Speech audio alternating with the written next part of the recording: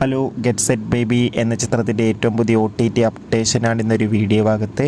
വീഡിയോയിൽ മുൻപ് video like ചെയ്യുക, ചാനൽ സബ്സ്ക്രൈബ് ചെയ്യുക. മെയ് മാസം അങ്ങോട്ട് ധാരാളം ചിത്രങ്ങൾ OTT റിലീസ് ചെയ്യും.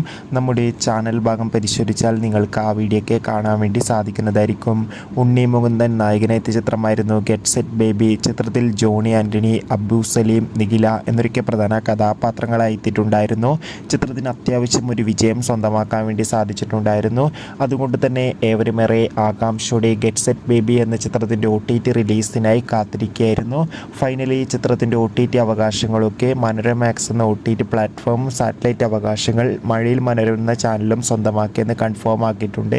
ഒരുപാട് പേർ ഏറെ ആകാംക്ഷയോടെയാണ് ചിത്രത്തിൻ്റെ OTT റിലീസിനായി കാത്തിരിക്കുന്നത്.